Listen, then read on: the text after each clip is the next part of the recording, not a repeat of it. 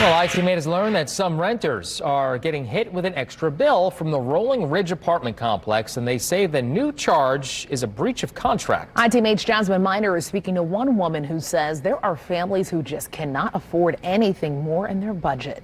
Anika Nelson tells me that here at the trails of Lakeside apartment complex, they are being forced to pay a new internet fee, even though their current lease doesn't mention it. Trying to, like I said, make it paycheck to paycheck, and then you want to add on another bill. Anika Nelson says her family and others here at the trails of Lakeside apartment complex got this letter stating a new $55 internet fee, regardless if renters already had their own internet set up.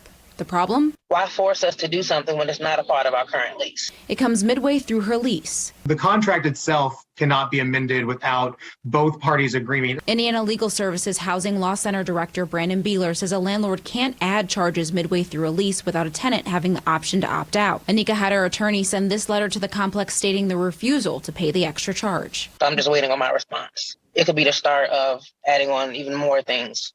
And it's just, we don't know what's going to happen.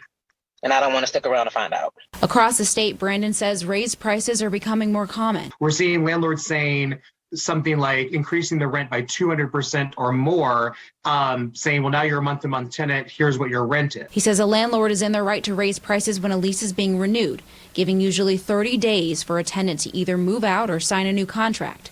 He says it's imperative if someone is in the situation to keep a written record of everything. It seems that some landlords are using this as a scheme to make money off vulnerable tenants during a pandemic. I'll do what I have to do, what's necessary. So why should I have to stay if you're not going to honor the contract? I was able to speak to a property manager here briefly over the phone. He told me they would not be providing any kind of comment, and he said instead to call their lawyer. I then asked him how to contact their lawyer, and he then ended the phone call. Anika tells me that she is already looking for a new place to live once her lease is up here. I'm Jasmine Miner for Wish TV, wishtv.com, and follow us on Facebook.